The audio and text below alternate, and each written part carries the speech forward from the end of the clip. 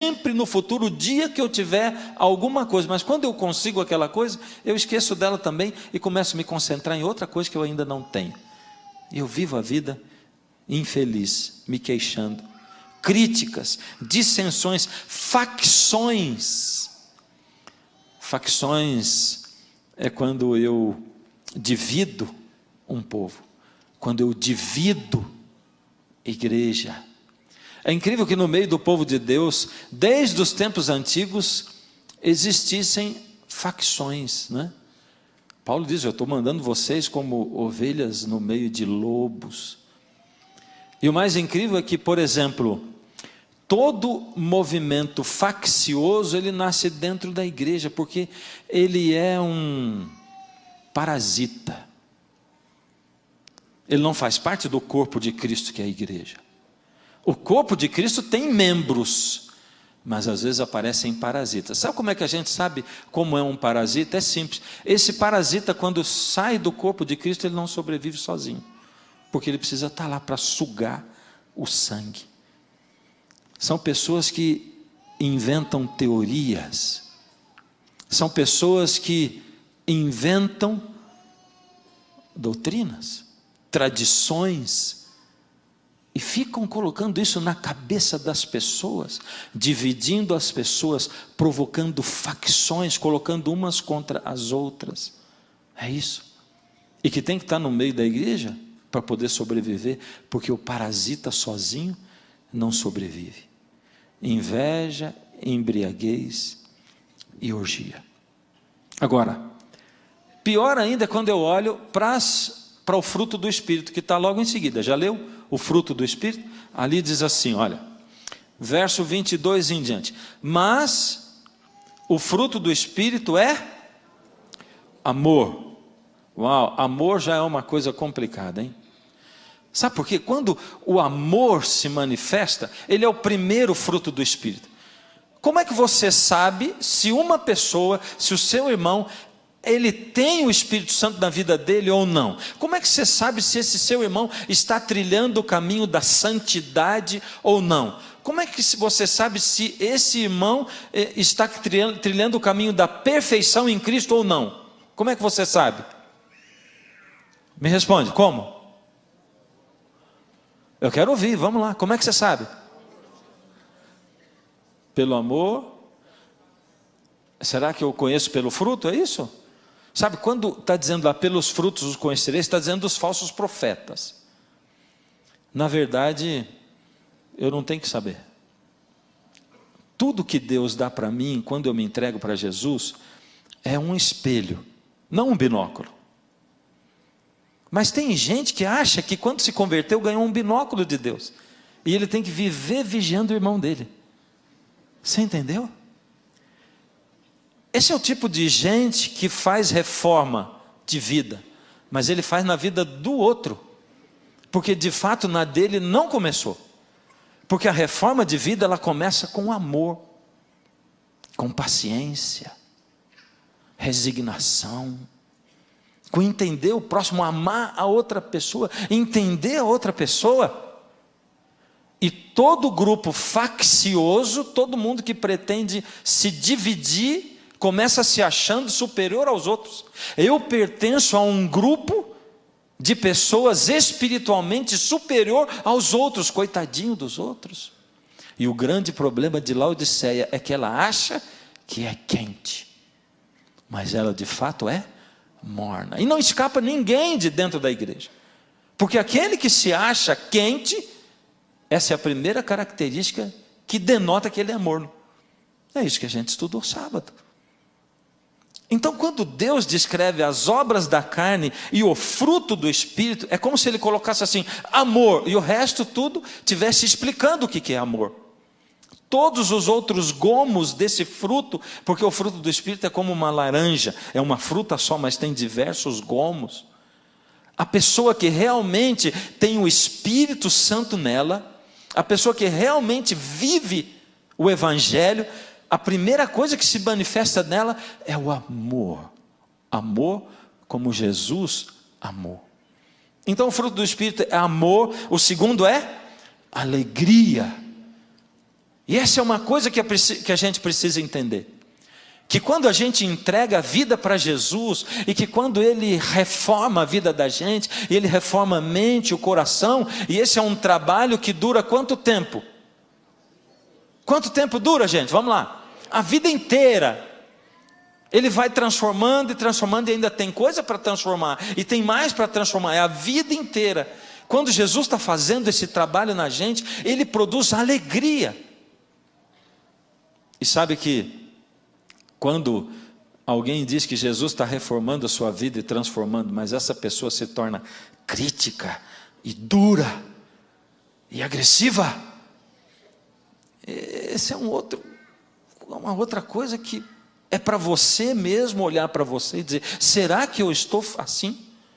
Se olha no espelho. Jesus deu para você um espelho, e se enquanto eu estou falando aqui, você está pensando em alguém, vamos pegar esse binóculo e jogar fora. Pega o espelho, olha para você. Tudo que Deus deu na sua palavra, Ele deu para que a gente olhe para nós mesmos. Então Ele está dizendo: olha para você mesmo e vê. Deus está operando em você, e ao Ele reformar a sua vida, ao Ele trabalhar na sua vida, Ele está provocando alegria em você, paz. Você tem paz? E lembra o que a gente estudou sábado? É diferente aquilo que Deus quer colocar no nosso coração, aquela angústia por Deus, aquela fome que não acaba, aquela sede que não acaba pela palavra, por estar com Deus, é diferente de culpa. Não, Jesus diz assim: deixo-vos a paz, paciência, retidão, bondade, fidelidade, mansidão e domínio próprio. Não dá um desânimo quando a gente lê essa lista? Dá ou não dá? Mas dá um desânimo, sabe? Dá um desânimo, porque a gente vê que a gente vive tropeçando em vários pontos desses.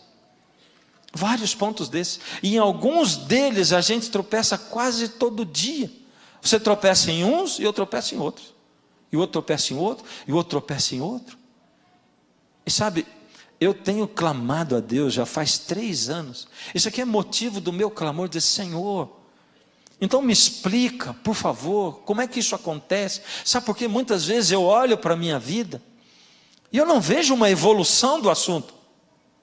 Parece que eu estou patinando em cima da mesma coisa, Senhor. Eu fico olhando para esse espelho que o Senhor me deu, e Ele fica mostrando os meus defeitos, os meus problemas. E quando eu vou orar depois, na madrugada, de manhã, quando eu estou em comunhão com o Senhor, eu tenho um monte de coisa para confessar. E muitas vezes é a mesma coisa, e a mesma coisa, e a mesma coisa. E eu fico dizendo: Senhor, mas de novo a mesma coisa. O Senhor não disse que o Senhor ia me dar poder para isso?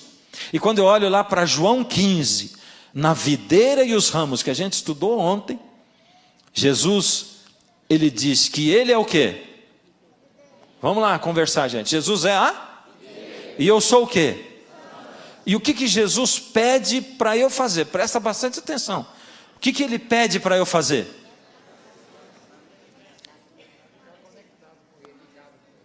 Conectado, ligado, só isso? Ou Ele pede mais alguma coisa? Ele pede para eu ficar conectado e pede mais alguma coisa? Olha, eu vou pedir perdão para você, porque eu induzi você a fazer isso. Mas eu vou perguntar de novo. O que Jesus pede? Ele pede uma coisa ou duas? Ele pede para eu ficar conectado, ou Ele pede para eu ficar conectado e dar fruto?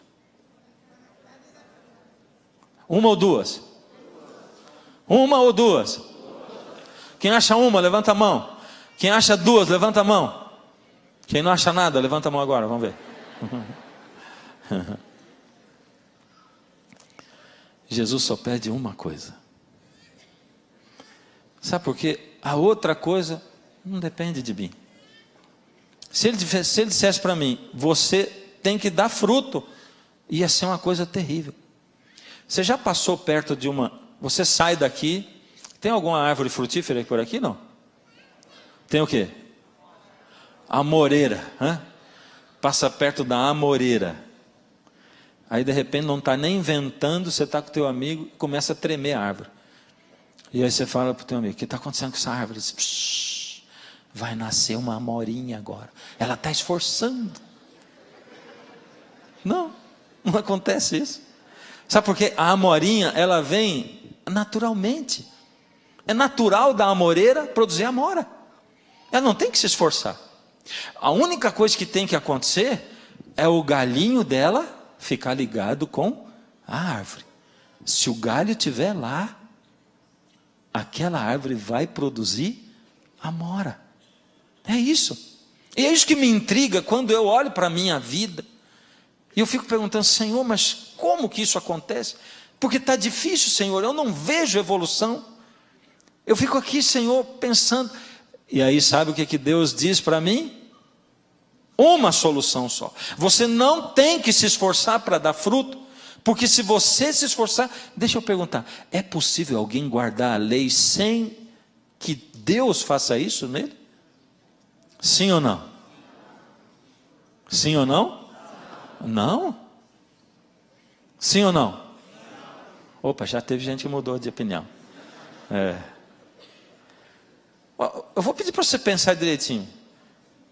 Se Deus não estiver operando no coração de alguém, é impossível que essa pessoa guarde a lei?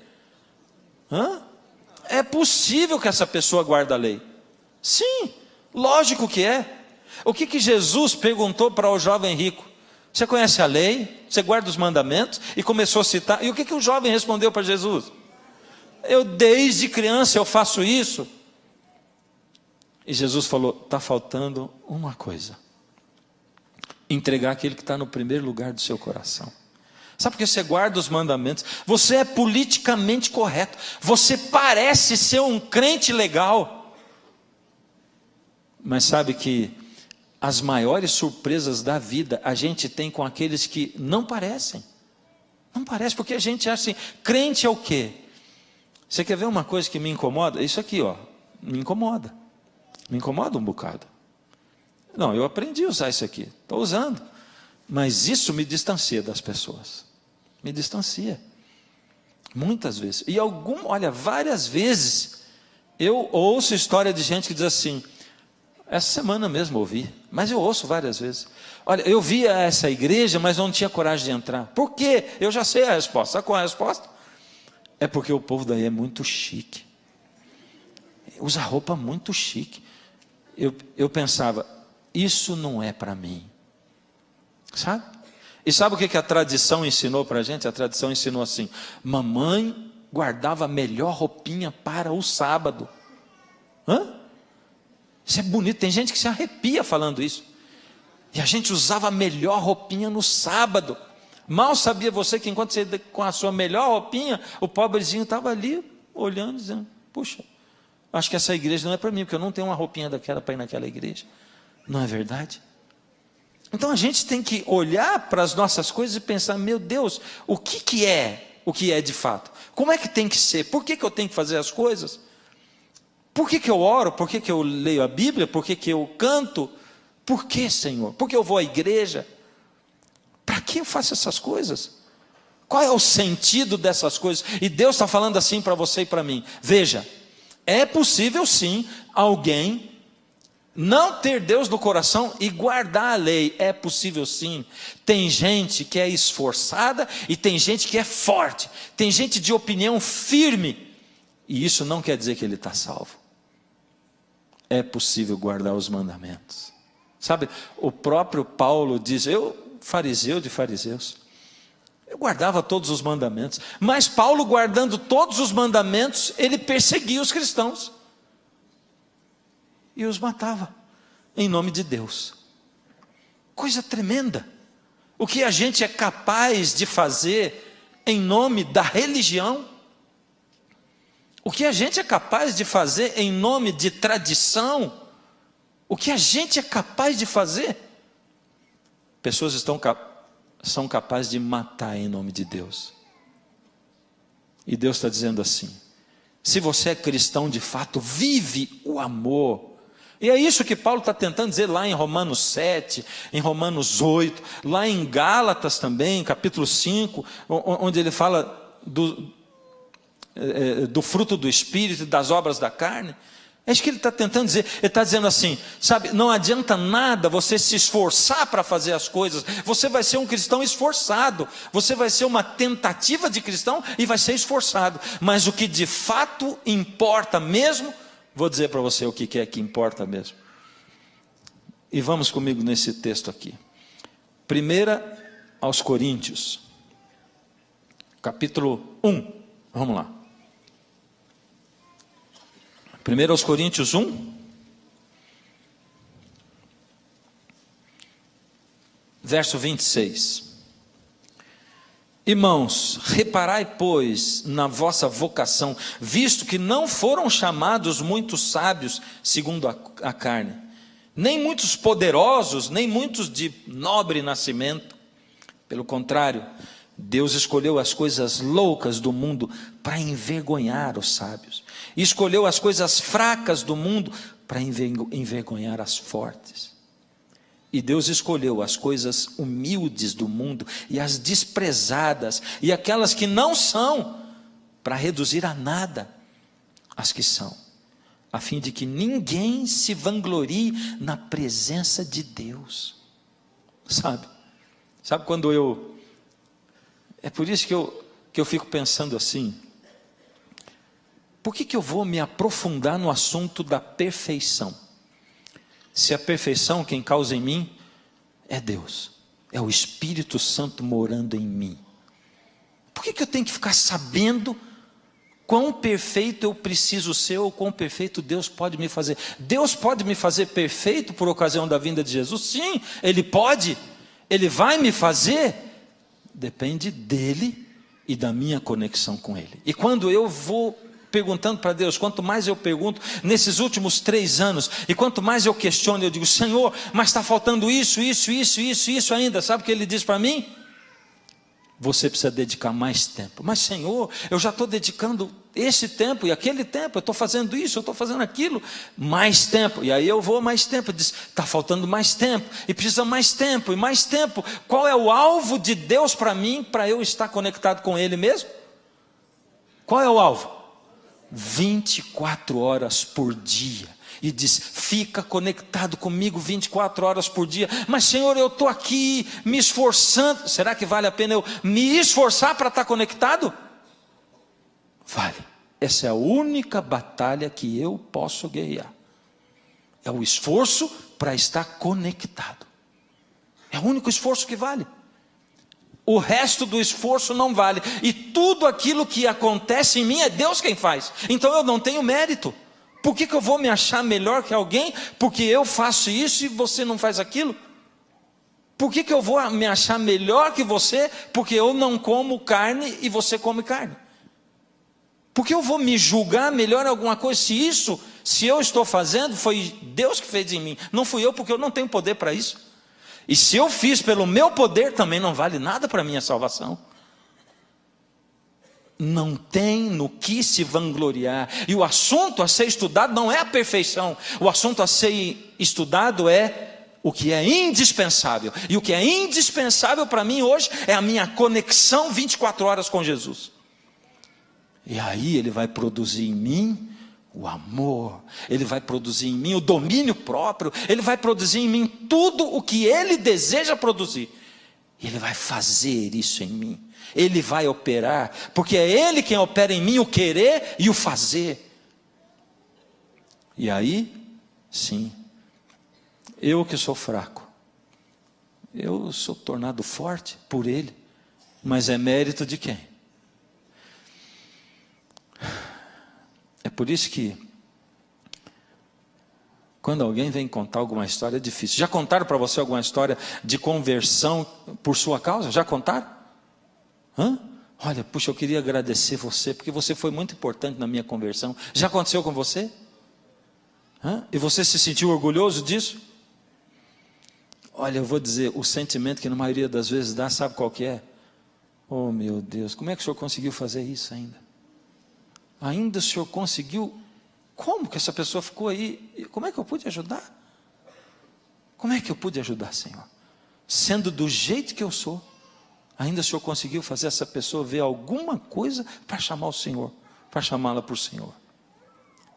Queridos, A minha luta, a minha guerra, não é contra a carne.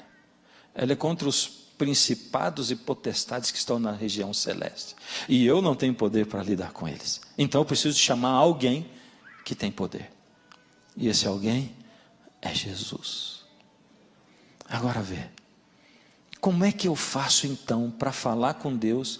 E o que eu faço quando eu estou falando com Deus e a minha mente divaga? A sua mente divaga, sim ou não? A minha também. Quando a gente faz isso, em geral, você sabe o que a gente faz? Como é que você faz? Oh, Senhor, desculpa, eu não queria. E vamos voltar no assunto. É ou não é? E volta no assunto. E aí você, olha, mas isso, se você orar meia hora, quantas vezes acontece isso? E tem gente que diz, vixe, é ou não é? Vixe, é muitas vezes que acontece. Principalmente se você tiver, por isso que a gente diz assim, acorda na madrugada, sabe por quê? A sua cabeça está desligada, está todo mundo dormindo, né? Está quase todo mundo dormindo, porque o mundo não para, mas está quase todo mundo dormindo, mas e durante o dia? E quando você fala com Deus, mas mesmo na madrugada eu acordei, e a minha cabeça estava assim indo. Eu tenho um amigo querido, um homem de Deus, que uma vez ele diz assim, demorou muito tempo para eu conseguir tirar de lado o meu caderninho, porque eu orava com o caderninho do lado, e quando eu lembrava, eu dizia, pagar a conta no banco. Aí daqui a pouco eu lembrava, eu tenho que ir na casa do fulano hoje. E estava orando, Senhor, desculpa, já vamos voltar, Senhor. E voltava lá. E ele diz, demorou muito tempo para eu jogar o caderninho fora. Agora, você sabe qual é o segredo para a oração fluir? Quando o seu pensamento divaga, é não jogar o caderninho fora, é trazer o caderninho. Como assim? Olha, se tem uma coisa que me chamava a atenção quando eu era garoto, era quando vinham amigos dos meus pais em casa. Em geral, a gente se sentava em torno da mesa, ao redor da mesa, e eu ficava ouvindo, eu era garoto, e a coisa que eu mais reparava, sabe o que era? É que eles começavam a falar uma coisa, daqui a pouco começavam a falar outra, daqui a pouco outra, e eu ficava dizendo, mudou de assunto de novo, mudou de novo, mudou de novo, mudou de novo. E teve vez de eu até anotar quantas vezes mudou de assunto. Eu achava o máximo, é porque um dizia um negócio assim, olha, isso não é verdade nem aqui nem na China, e o outro dizia, rapaz, você viu o que aconteceu na China? E o assunto ia lá para a China. E da China ia não sei para onde, e a coisa ficava mudando. E assunto de ser humano é assim, é ou não é? Olha, você para conversar, o assunto muda, e muda, e muda, e muda, e muda, e muda. E com Deus, a gente quer botar Deus na gaiolinha assim. O pensamento vai, o assunto muda, você diz, não, Senhor, não, vamos voltar, vamos falar a mesma coisa. Obrigado, eu te peço, eu te agradeço, eu te peço, eu te agradeço. E a gente fica falando com Deus assim. Aquela conversa chata. Deus quer que a coisa flua. Sabe quando o seu pensamento vai para o banco? Opa, o caderninho. O banco. Tem que ir no banco pagar essa conta. Senhor. O Senhor sabe, eu não sei como é que eu vou fazer para pagar essa conta, porque eu estou sem dinheiro. Olha, está certo, Senhor, está bem. Eu andei fazendo prestação demais, mas agora eu estou com essa coisa. Estou precisando vencer aquela outra coisa. Deixa eu marcar aqui também. Estou precisando vencer a coisa da compra, porque eu não estou aguentando. Eu compro toda hora que eu saio. Mas, Senhor, me ajuda. Senhor, quando eu chegar no banco, eu vou ficar lá naquela fila, porque hoje é dia 10, Senhor. Olha, está insuportável. Mas me ajuda, ao invés de eu ficar reclamando na fila, me ajuda, coloca ou na minha frente ou atrás de mim, alguém que precise ouvir falar do Senhor. E aí tem mais, nessa conversa que eu estou tendo com o senhor aqui, já me diz o que eu tenho que falar para ele, tá bom? Tá. E aí vai, continua falando com Jesus. E dali o assunto vai mudar, marcou de novo e peça e leva. Quando você chegar no banco, você vai lembrar de Jesus. Quando você for para outro lugar, você vai lembrar de Jesus. Quando você for para a escola, você vai lembrar de Jesus. Quando você encontrar aquele amigo que você lembrou na hora da oração, você vai lembrar de Jesus e vai falar para ele, sabe que eu estava falando com